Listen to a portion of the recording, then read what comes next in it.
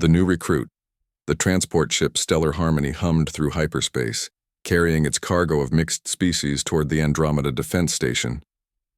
Inside the cramped passenger bay, aliens from across the galaxy sat in uncomfortable silence, all heading to the same place for the same reason: mandatory military service in the Galactic Defense Force. Zephyr, a tall blue-skinned Altarian with 4 arms, shifted nervously in his seat. His people were known for their quick reflexes and tactical minds, making them excellent soldiers.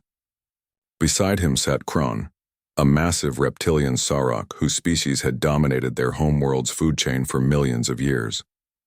Their natural armor and strength made them perfect heavy assault troops. Near the front of the transport, Vex kept to himself.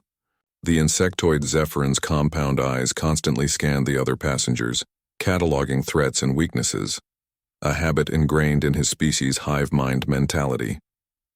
His people had conquered 12 systems before joining the Galactic Alliance, and their military prowess was legendary.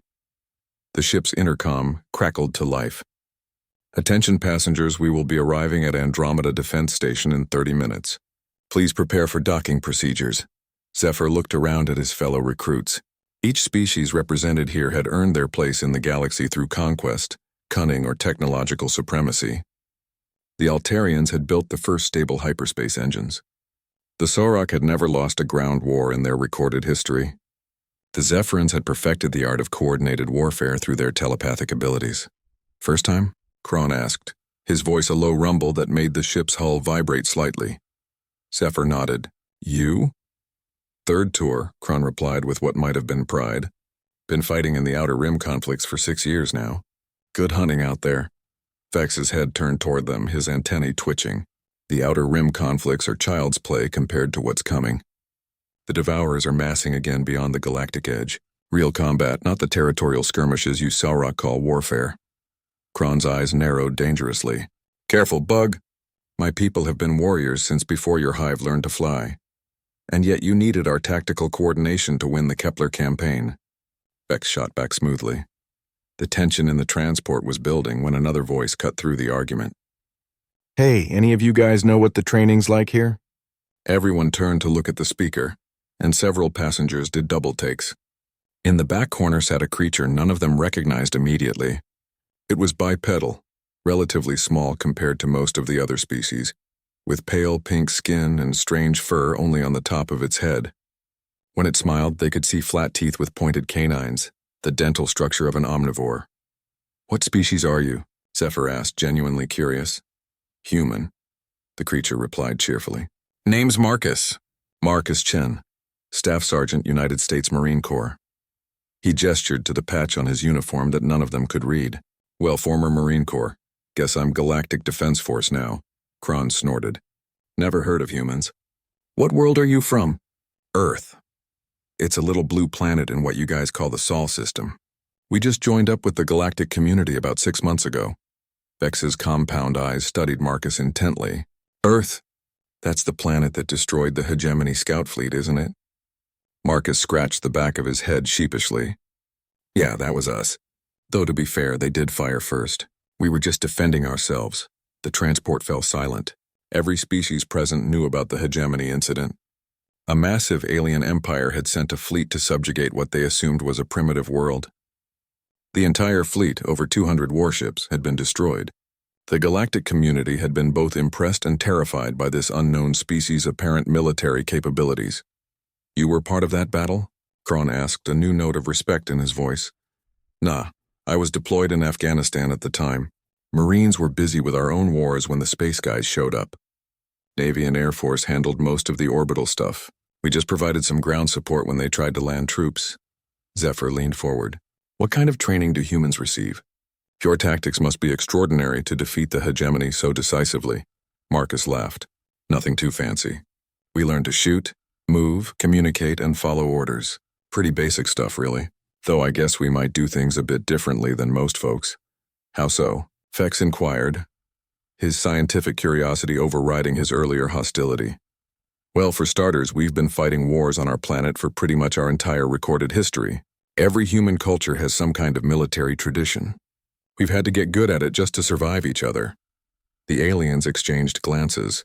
Most species had brief periods of warfare during their development, usually ending when they achieved global unity or were conquered by a superior force.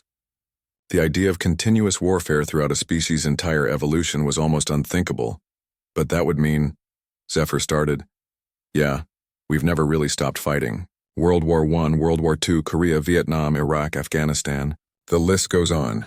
I've been in the Marines for 12 years, and I've been deployed to combat zones 8 times. Kron leaned back in his seat. 8 separate conflicts? In 12 years? That's not even counting the smaller operations that don't make the history books. Special ops, counterterrorism, humanitarian interventions. Humans are really good at finding reasons to fight.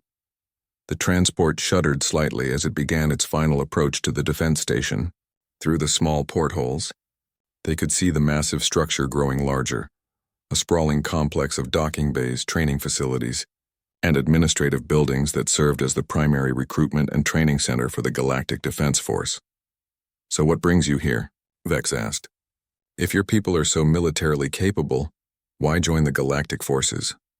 Marcus shrugged. Orders. My government figured it would be good to have some humans integrated into the galactic military structure. Build relationships, learn from other species, show that we can play nice with others. Plus, I hear the pay's better. The ship's docking clamps engaged with a solid thunk and the passenger bay door hissed open. A blast of recycled station air rushed in, carrying the scent of metal and cleaning solutions. All passengers report to Intake Processing Bay 7, announced a mechanical voice over the intercom. As they gathered their gear and prepared to disembark, Krun looked down at Marcus. The human barely came up to the Sauroch's chest, and his equipment looked almost primitive compared to the advanced weapons and armor the other species carried. No offense, human, but you don't look like much of a warrior. Marcus grinned and shouldered his simple pack. None taken, big guy. I get that a lot. But there's something my old drill instructor used to tell us recruits back on Earth. What's that? Rule number 1. Never underestimate a U.S. Marine. As they walked off the transport into the bustling station, none of the alien recruits could have imagined just how prophetic those words would prove to be. The testing begins Intake Processing Bay 7 was chaos organized by military precision. Hundreds of recruits from dozens of species stood in carefully marked lines, processing through medical examinations, equipment assignments, and preliminary assessments. The air buzzed with nervous energy in dozens of different languages. Marcus found himself in line behind Zephyr, with Kron's massive bulk blocking out most of the light behind him. Vex had disappeared into another line designated for telepathic species. The processing moved quickly. The Galactic Defense Force had clearly done this many times before. Next, called the processing officer, a stern-looking Centaurian with silver skin and 3 eyes. Marcus stepped forward and handed over his documentation.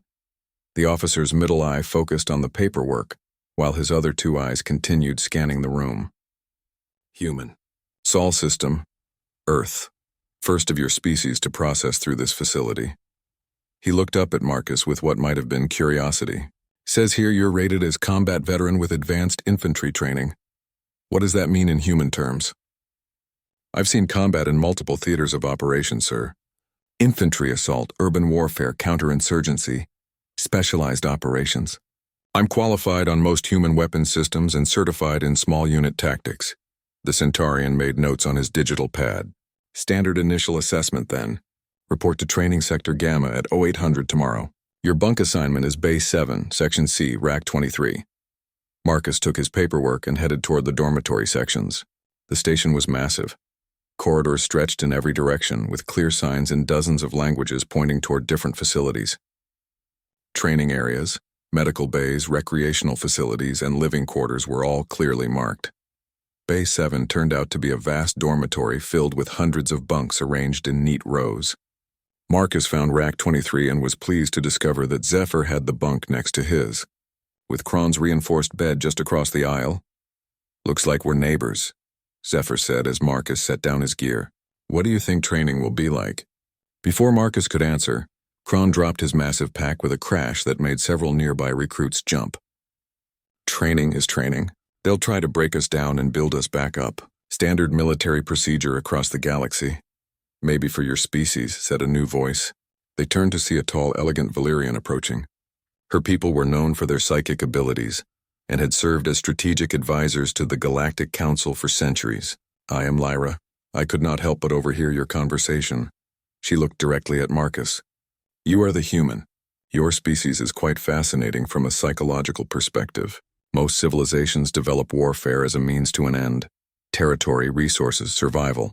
But humans appear to have elevated conflict to an art form. Marcus raised an eyebrow. Not sure I'd call it art, more like a very serious science. Indeed, your species has developed more varieties of personal combat than any other known civilization. Martial arts, weapon disciplines, tactical doctrines. It's quite remarkable. Kron laughed, a sound like grinding rocks. Variety doesn't matter much when you're facing a Sorok in close combat. Size and strength win wars, do they? Marcus asked mildly. The Sorok turned to face him fully. Even sitting down, Kron towered over the standing human. You doubt this, little one? Marcus shrugged. I've seen big guys go down hard when they underestimated someone smaller. Size can be an advantage, but it can also be a weakness if you rely on it too much. Interesting philosophy, Kron said. Perhaps we shall test this theory during training. Looking forward to it, Marcus replied with that same easy smile. The lights in the dormitory dimmed suddenly, and a voice echoed through the bay. Attention recruits. Lights out in 30 minutes. All personnel report for initial assessment at 800 tomorrow. Get some rest. You will need it. As the aliens began their evening routines, Marcus noticed the differences in their preparations. Zephyr carefully cleaned and calibrated a complex piece of equipment that looked like a cross between a computer and a weapon. Kron performed a series of stretching exercises that would have put a human yoga instructor to shame. Lyra sat in meditation, her eyes closed and a faint glow emanating from her forehead. Marcus pulled out a small device and began typing rapidly. What is that? Zephyr asked. Just sending a message home. My family likes to know I'm okay. Marcus showed him the screen, which displayed a simple text message. Made it to the station safely. Training starts tomorrow. Miss you all. You communicate with your family during military service? Of course. Why wouldn't I? Zephyr looked puzzled. Altarian military service requires complete separation from civilian contacts to ensure focus and loyalty to the unit. Kron nodded agreement. Sorok warriors cut all ties with their birth clans when they enter service. Only the pack matters. Marcus looked around at the other aliens who were all nodding in understanding. Huh. That's different. Humans stay connected to their families and communities throughout their military service.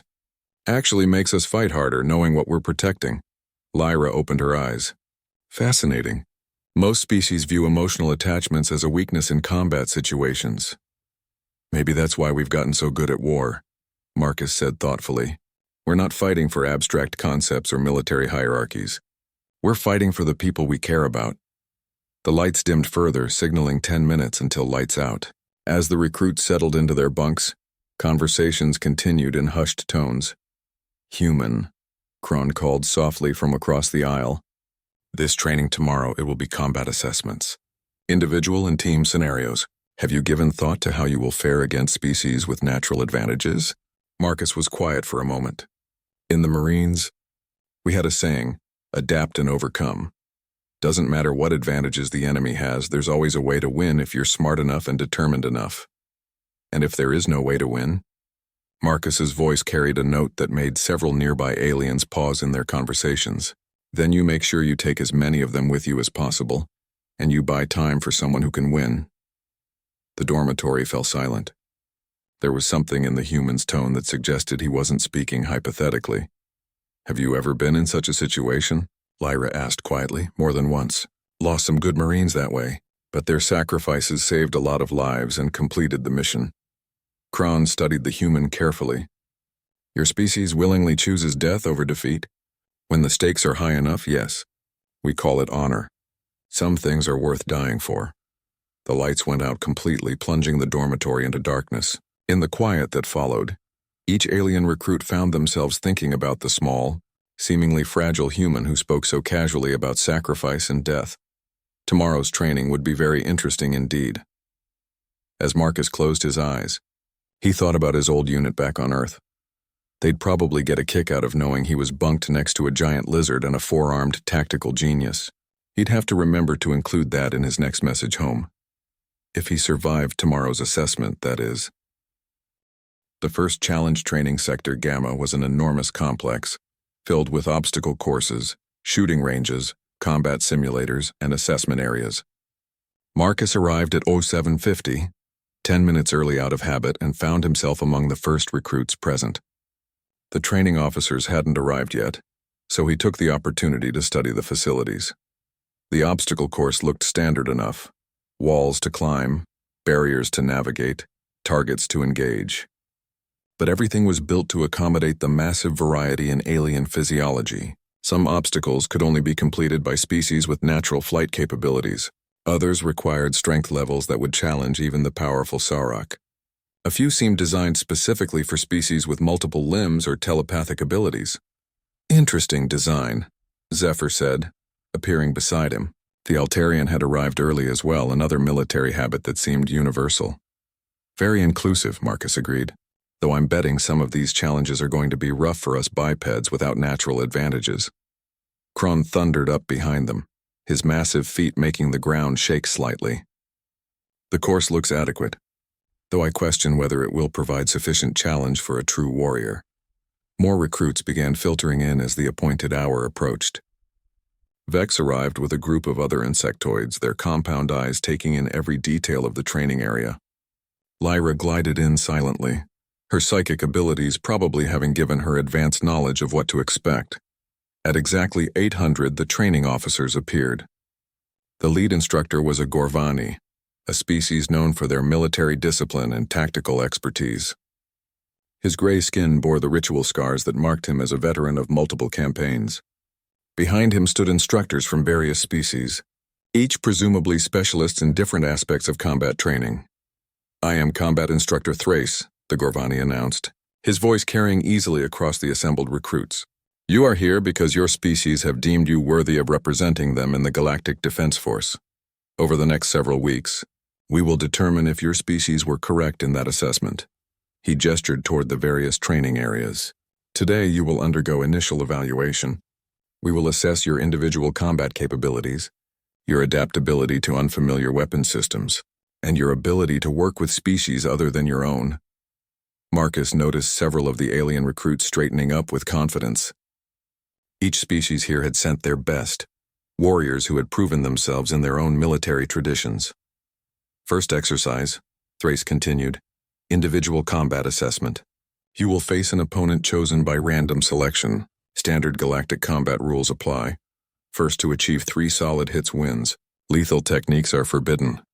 A large display screen activated, showing a tournament bracket.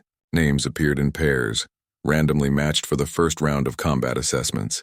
Marcus watched as the pairings appeared, noting that the system seemed designed to create interesting matchups rather than fair ones.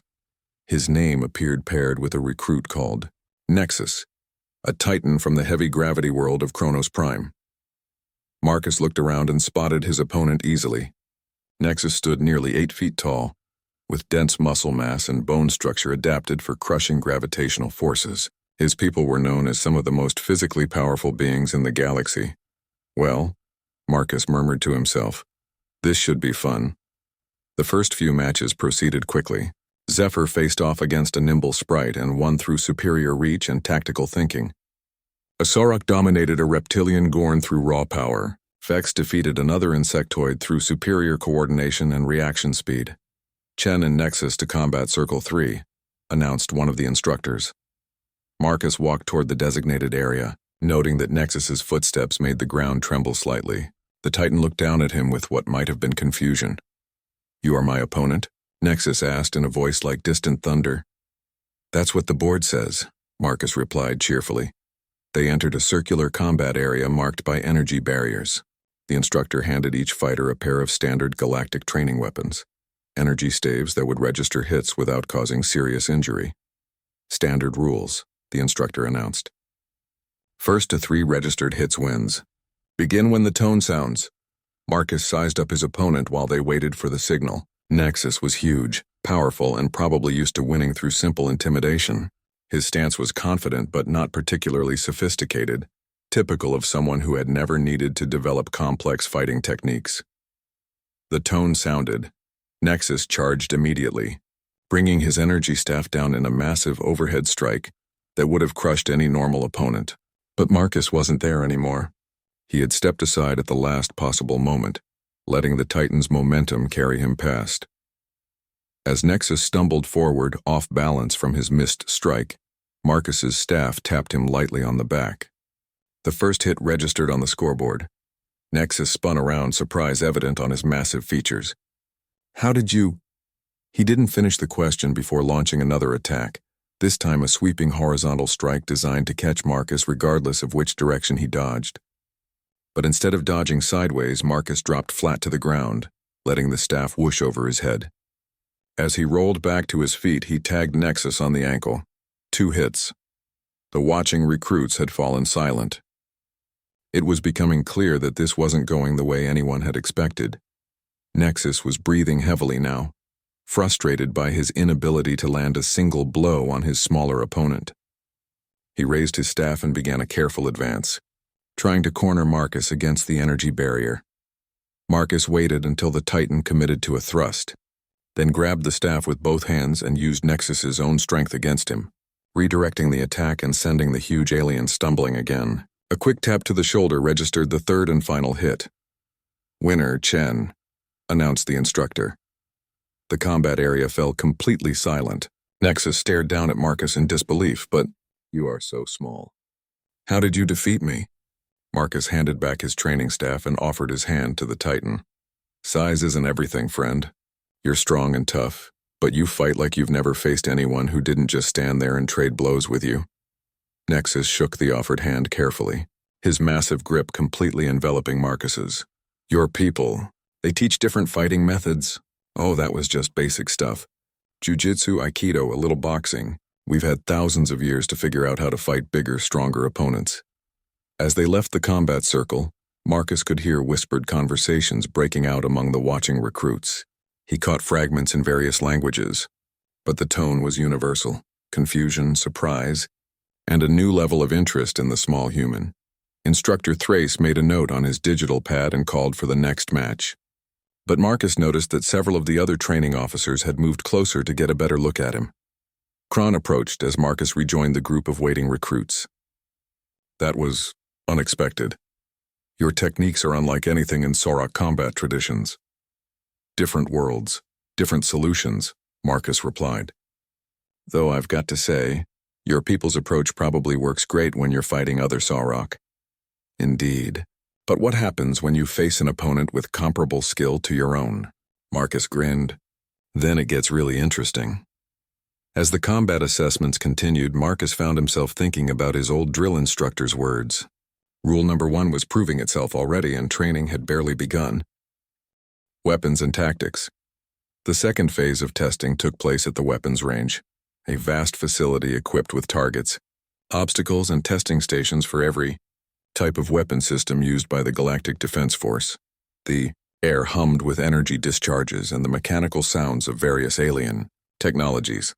Instructor Thrace led the recruits to a wall, lined with various weapon systems. Each recruit will demonstrate proficiency with 3 randomly selected weapon types. These weapons represent standard galactic military technology and may be unfamiliar to your species-specific training.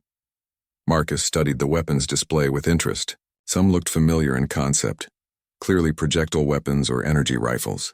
Others were completely alien, with no obvious trigger mechanism or even a clear indication of which end was dangerous.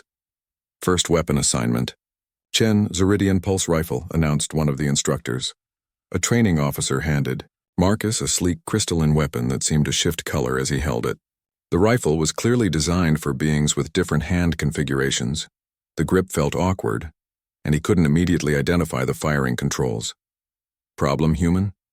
asked Vex, who had been assigned a more conventional plasma carbine. "Just getting a feel for it," Marcus replied, turning the weapon carefully in his hands. He noticed that the crystal structure responded to pressure and heat. When he gripped it firmly, certain areas began to glow. The training officer looked impatient. "The weapon bonds with the user's bioelectric field. Simply focus your intent to fire while acquiring your target." Marcus nodded and approached the firing line. The targets were arranged at various distances, with some moving and others partially concealed. He shouldered the rifle, though the configuration felt strange compared to human weapons. The first shot went wild, missing the target completely. Several alien recruits chuckled. The second shot clipped the edge of a target. But by the third shot, Marcus was starting to understand the weapon's rhythm. The Zeridian design required the user to sync their breathing and heart rate with the crystal matrix. Over the next 10 minutes, Marcus steadily improved his accuracy. By the end of the testing period, he was consistently hitting targets that other species considered challenging for first-time users. Acceptable performance, the instructor noted, though your initial adaptation period was longer than optimal. Interesting weapon, Marcus said, handing it back. The biometric interface is more sophisticated than anything in human arsenals. Your species still uses chemical propellant weapons, correct? Asked Instructor Thrace. Primarily, yes, though we're developing directed energy systems. Several alien recruits looked surprised. Chemical projectile weapons were considered primitive by galactic standards. Most species had abandoned them centuries ago in favor of energy-based systems. Next assignment. Chen, Corvani Gravity Hammer. This weapon was clearly designed for heavy assault operations. The hammer stood nearly as tall as Marcus and looked like it weighed more than he did. The business end was a dense metallic sphere surrounded by what appeared to be some kind of field generator. Kron laughed as Marcus approached the massive weapon. That hammer is designed for species with 3 times your body mass, human. You will not even be able to lift it. Marcus wrapped his hands around the handle and tried to lift the hammer. Kron was right. The weapon was incredibly heavy, clearly designed for beings with much greater physical strength. But as Marcus struggled with it, he noticed the field generators beginning to activate. Ah, he said with understanding. It's not just a hammer. Instead of trying to lift the weapon like a traditional tool, Marcus activated the gravity manipulation system. Suddenly, the hammer's weight shifted, becoming manageable as its internal field generators created localized gravitational distortions. The targets for this weapon were massive armored blocks, designed to test the hammer's effectiveness against hardened positions. Marcus approached the first target, feeling the weapon's field systems responding to his movements. The first strike was clumsy. He was still learning to work with the gravity fields rather than against them. But the second strike found its mark, and the armored block cracked under the localized gravitational stress. By his final strike, Marcus was moving the weapon smoothly, letting the gravity systems do most of the work while he provided guidance and targeting. The last test block shattered completely. Remarkable, said the instructor. Most recruits require extensive training to achieve basic proficiency with gravity weapons.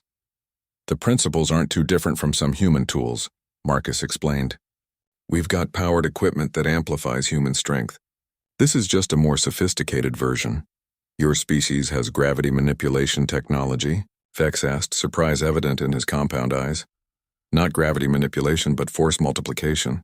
Hydraulics, pneumatics, servo-assisted systems. Same basic idea. Use technology to let a smaller being accomplish tasks that would normally require greater physical strength. For his third weapon, Marcus was assigned a quantum entanglement communicator, technically not a weapon, but a critical piece of military equipment that allowed instantaneous communication across galactic distances. The device was a complex array of crystalline structures and quantum processors. This assignment seems inappropriate, Lyra observed. Quantum communication requires telepathic abilities to interface with the quantum field fluctuations. The instructor looked at his notes. The assignment is random. The human will attempt the standard test. Marcus examined the device carefully. Unlike the previous weapons, this one had no obvious physical controls. The crystalline arrays seemed to be waiting for some kind of mental input. How exactly does this work? He asked. The user projects their thoughts into the quantum matrix, the instructor explained. The device translates conscious intent into quantum fluctuations that can be received by compatible equipment across any distance. Marcus frowned. And this requires telepathic abilities? Naturally. How else would one project thoughts into a quantum field? Well, Marcus said thoughtfully, human technology usually involves some kind of interface system. We're not telepathic, so we build machines to translate our inputs into whatever format the system needs. He began examining the device more closely, looking for any kind of physical interface that might have been overlooked. After several minutes, he found a small, almost hidden input port. "Can I get a standard galactic data interface cable?" he asked. The instructor looked puzzled but provided the requested cable. Marcus connected it to the device and began typing rapidly on his personal communication unit. "What are you doing?" Zephyr asked. "Programming a translation interface. If this thing needs thought patterns translated into quantum fluctuations, then I just need to figure out how to convert digital signals into something it can understand." The other recruits watched in fascination as Marcus worked. After about 20 minutes, he had successfully created a crude but functional interface between his communication device and the quantum array. "Testing message transmission," he announced. Typing rapidly. Across the room, a receiver unit activated and displayed his test message clearly. The training area fell silent. Marcus had just accomplished something that should have been impossible for a non-telepathic species. "How did you know such an interface would be possible?" Instructor Thrace asked. Marcus shrugged. "Humans are really good at adapting existing technology to do things it wasn't originally designed for. We call it field expedient modification. If there's a way to make something work, we'll usually find it." As they moved on to the next phase of testing, Marcus noticed that the instructors were paying much closer attention to him. And the other recruits were looking at him with something that hadn't been there before. Respect mixed with caution. The human was proving to be far more adaptable than anyone had expected. Team dynamics. The third day of assessment focused on team operations. Instructor Thrace led the recruits to a massive holographic simulation chamber that could recreate any battlefield environment in perfect detail. "Combat is rarely individual," Thrace announced to the assembled group. "The Galactic Defense Force succeeds through coordinated operations between multiple species, each contributing their unique capabilities to achieve victory." The recruits were divided into mixed species teams of 6 members each. Marcus found himself assigned to Alpha Team alongside Zephyr, Kron, Vex, Lyra, and a newcomer named Torvin, a tall, pale humanoid from the Ethereal Collective, whose people were known for their ability to phase partially out of normal space-time. "Your mission," Thrace continued, "is to infiltrate a heavily defended Devourer stronghold, rescue captured allies, and extract safely. Each team will face the same scenario, but success will depend on how effectively you utilize your combined capabilities." The simulation chamber activated, and suddenly they were standing on a rocky hillside overlooking a dark fortress. The environment was perfectly realistic. Marcus could feel the wind and smell the metallic scent of the alien atmosphere. "Reconnaissance first," Vex said immediately, his insectoid nature making him naturally suited for scouting. "I can approach undetected and assess their defenses." "Agreed." Zephyr nodded, his forearms already working to configure his equipment for tactical analysis. "I'll coordinate our communications and monitor for electronic countermeasures." Kron cracked his massive knuckles. "Once we know what we're facing, I'll handle the heavy assault. Break their lines, create chaos." Lyra closed her eyes briefly. "I can sense the emotional patterns of the defenders. Approximately 40 hostiles, arranged in 3 defensive layers. The prisoners are being held in the central tower." Marcus listened to the team's initial planning and noticed something important. "What about guard rotations? Entry points? Internal security systems?" Torvin spoke for the first time, his voice oddly echoing. "I can phase scout the interior walls, but I need to know what I'm looking for." "Standard Devourer fortress design," Vex replied. "Central command, peripheral guard posts, main entrance heavily fortified." Marcus shook his head. "That's doctrine, not intelligence. We need to know what's actually there, not what should be there." The team paused, looking at him with confusion. "What do you mean?" Zephyr asked. "I mean, we're making assumptions based on standard enemy behavior. But what if this installation doesn't follow standard patterns? What if they've modified their defenses because they're holding prisoners? What if this is a trap?" Lyra's eyes widened. "You think like a predator. Your species approaches warfare differently. Humans have been fighting asymmetric warfare for centuries," Marcus explained. "We've learned not to assume anything about enemy capabilities or intentions. Everyone's got a plan until they get punched in the mouth." "Interesting philosophy," Kron rumbled. "So what do you suggest?" Marcus pulled out his tablet and began sketching rapidly. "First, we need real intelligence. Torvin, can you scout their actual positions, not just the interior layout? Vex, your compound eyes can probably spot movement patterns from here if you watch long enough. Lyra, can you read emotional states to tell if they're alert or bored? And what about assault planning? Zephyr asked. We don't plan the assault until we know what we're actually assaulting. Could be a standard fortress, could be a trap, could be understaffed because they moved forces somewhere else. Information first, plan second. The team began systematic reconnaissance according to Marcus's suggestions. Within 30 minutes, they had a detailed picture of the actual situation, rather than what they had assumed. Interesting, Vex reported. Their guard rotations are irregular, and they have twice as many sentries on the north wall as doctrine would suggest. Torvin's phase scouting revealed that the central tower had been modified with additional holding cells. They're not just holding our people. There are prisoners from at least 4 different species. Lyra frowned as she monitored emotional patterns. The guards are nervous about something. They're expecting trouble, but not from our direction.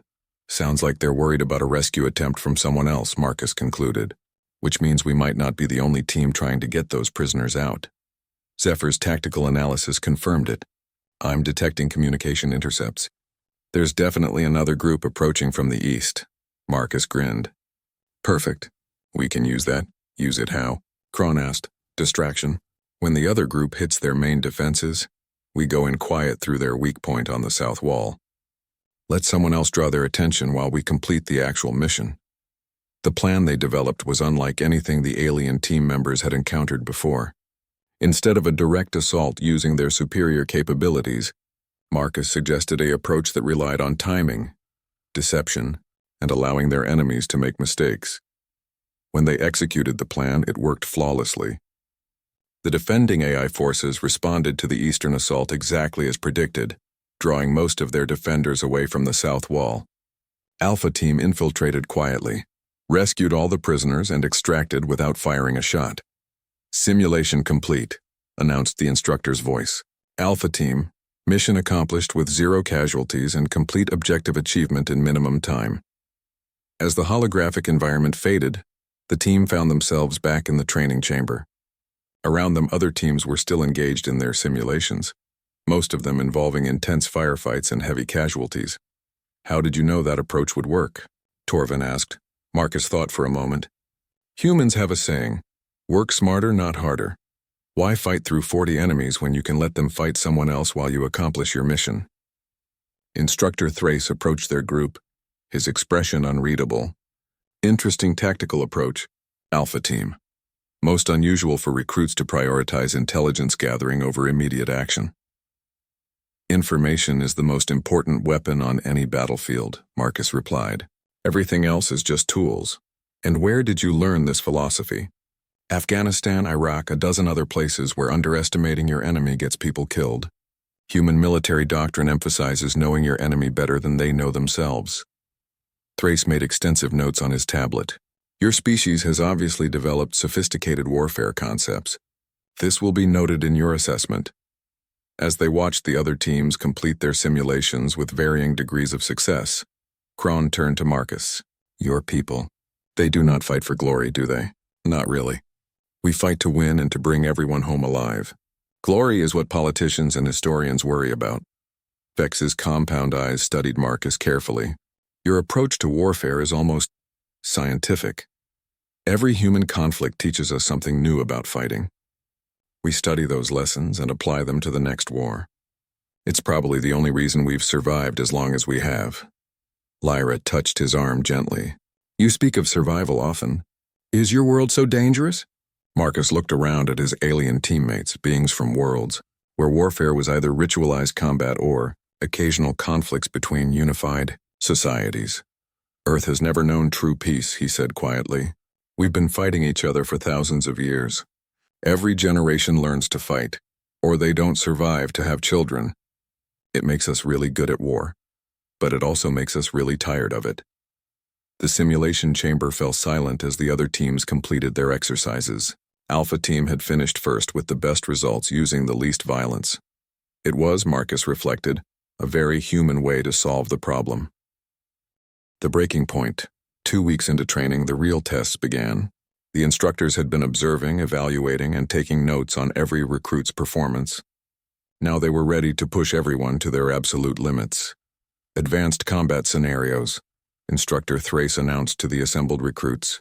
You will face situations designed to test your limits under extreme stress. Some of you will break. This is expected and acceptable. Better to discover your limitations here than in actual combat. The recruits had been formed into more permanent squads based on their performance in previous exercises. Alpha Team remained intact. Marcus, Zephyr, Kron, Vex, Lyra, and Torvin had proven to work well together despite their vastly different physiologies and fighting styles. First scenario, Thrace continued. Urban warfare in a hostile environment. You will face overwhelming odds. Limited ammunition and civilian casualties are possible. Your mission is to hold a strategic position against superior forces until reinforcements arrive. The holographic simulation activated, and suddenly they were standing in the ruins of what looked like a major city.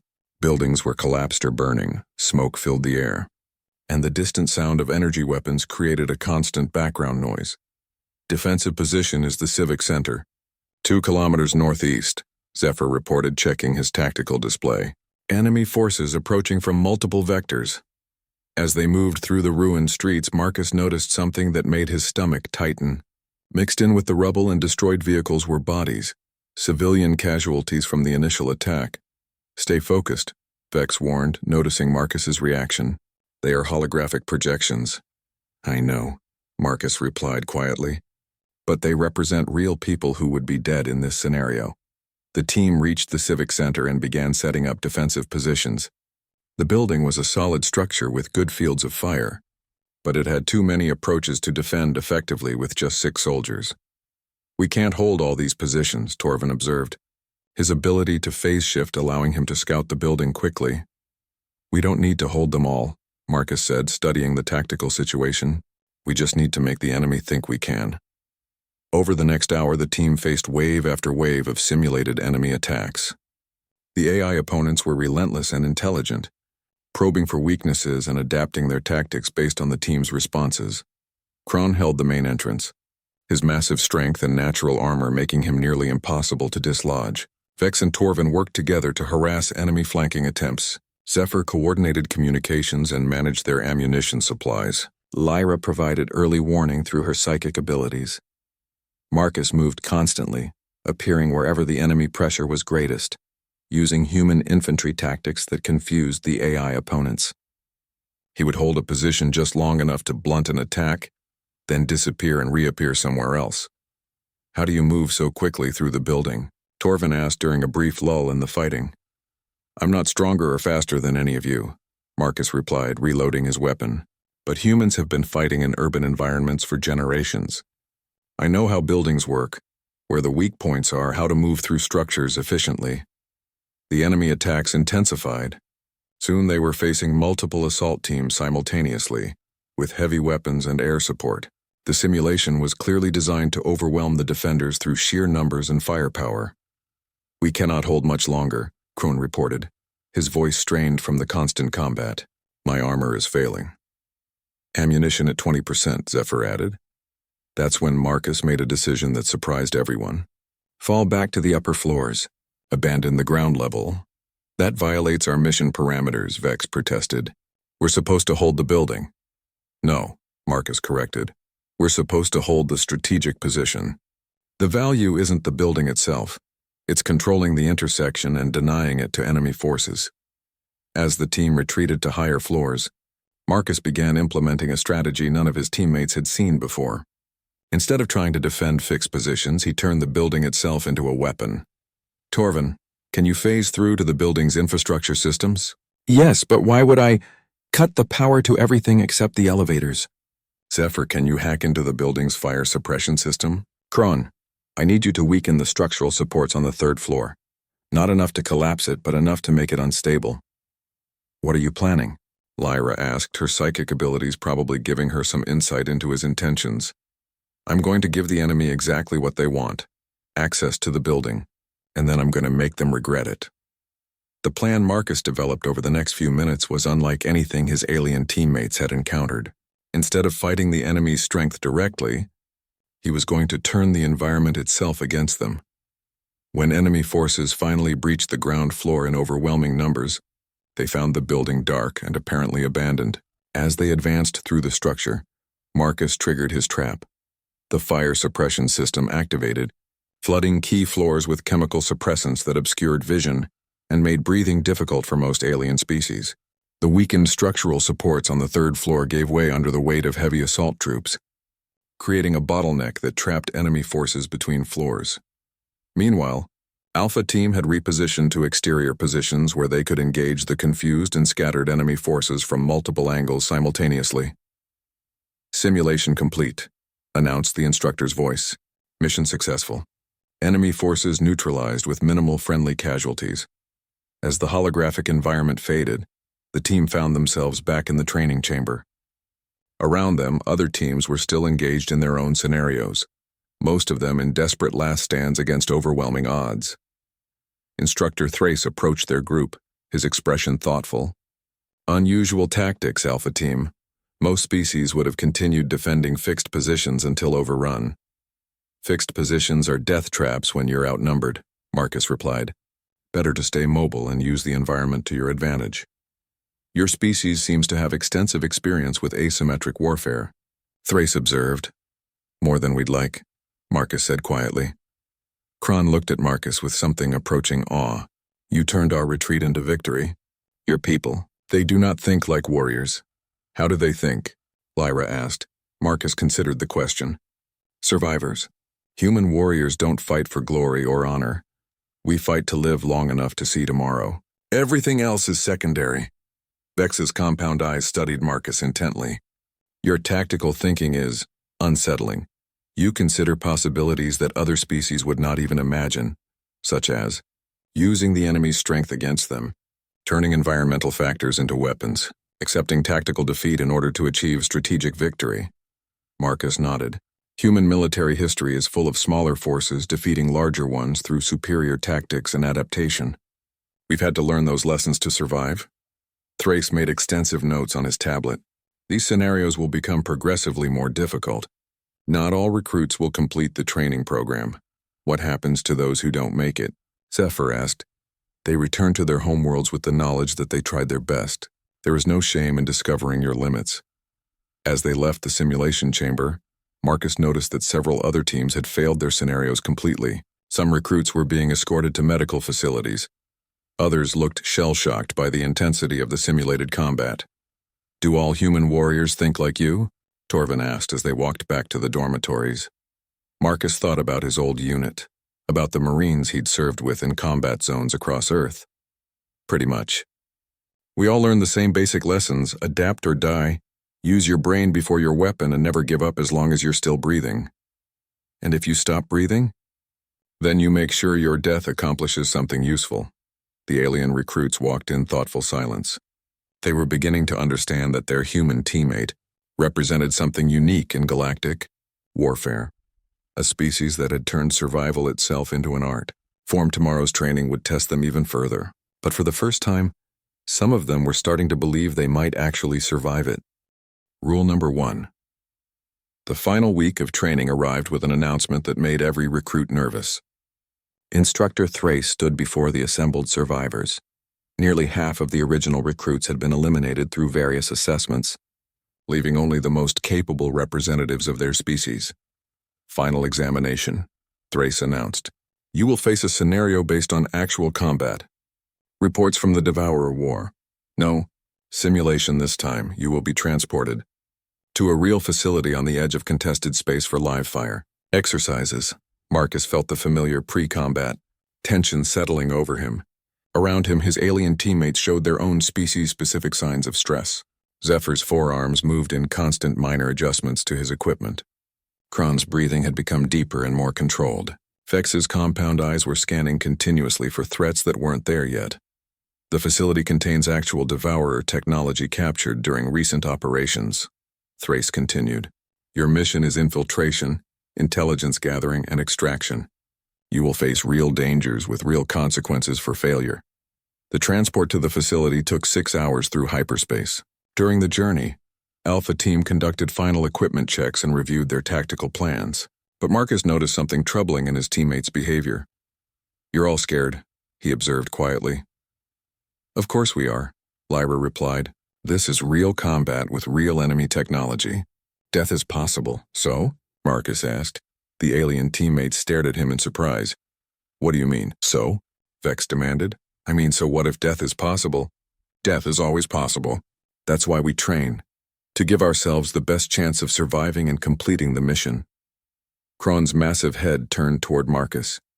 You are not afraid? Marcus thought about it honestly. Of course I'm afraid. Fear keeps you alive if you use it right. But I'm more afraid of letting my team down than I am of dying. How can you be calm about this? Zephyr asked. Because this is what I do. This is what humans do. We go into dangerous situations and figure out how to survive them. Marcus checked his weapon one final time. My drill instructor used to say that courage isn't the absence of fear. It's doing your job despite being terrified. The transport shuddered as it dropped out of hyperspace near the target facility. Through the viewports they could see a dark, angular structure floating in the void, clearly of devourer origin, its biomechanical design both alien and menacing. Insertion in 10 minutes, announced the pilot. Final briefing in the deployment bay.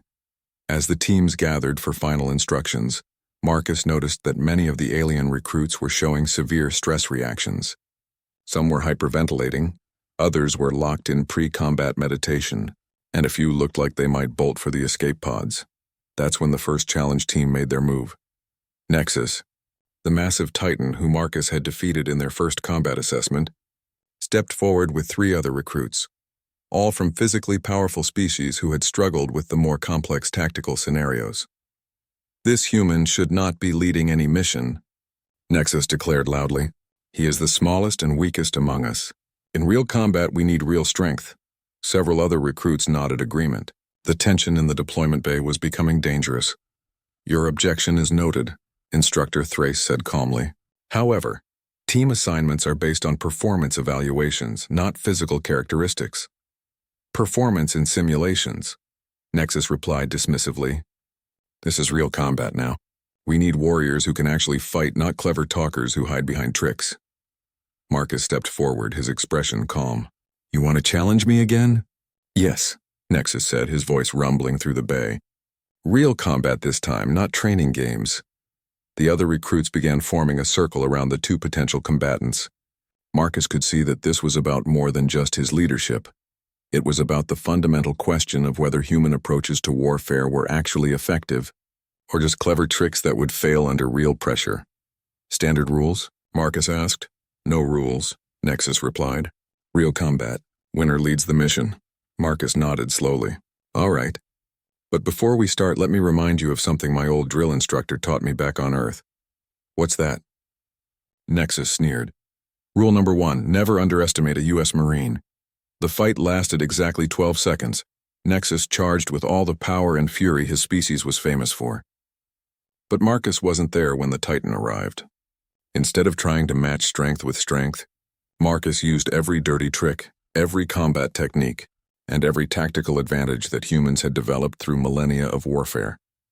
Nexus found himself flat on his back, unable to breathe, with Marcus's boot pressing against his throat just hard enough to make the point. You know what the difference is between training and real combat? Marcus asked conversationally, not even breathing hard. In real combat, there are no rules about fighting fair. There are no restrictions on technique, and there are no second chances for making stupid mistakes. He removed his boot and offered Nexus a hand up. You're strong, you're tough, and you're brave. But you fight like someone who's never faced an enemy that didn't play by your rules. Nexus accepted the help getting to his feet, his expression stunned. How did you? I never even saw you move. Because you were looking for a fight and I gave you a war. Marcus turned to address the entire assembly. Every species here comes from worlds where warfare followed certain patterns. Honorable combat matched opponents, clear rules of engagement. Humans come from a world where war has no rules except win or die. The deployment bay was silent except for the hum of the transport's engines.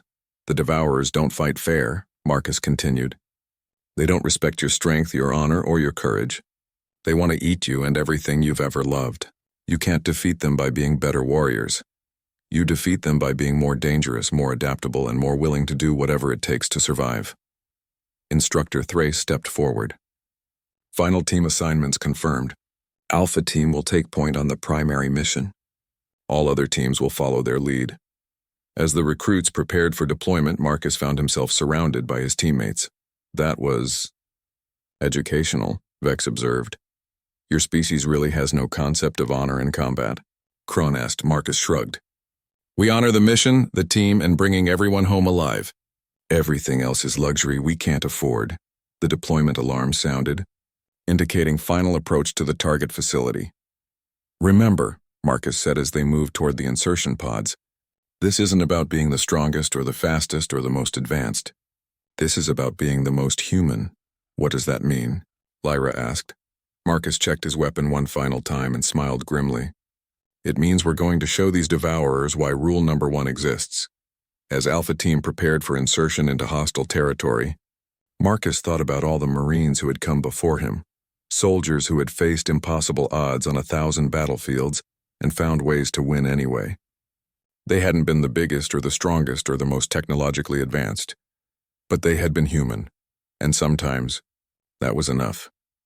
The insertion pods launched toward the Devourer facility, carrying 6 aliens who were about to learn what human warfare really looked like when the stakes were life and death. Marcus smiled as they fell toward their target. His old drill instructor would have been proud. Rule number 1 was about to be demonstrated on a galactic scale.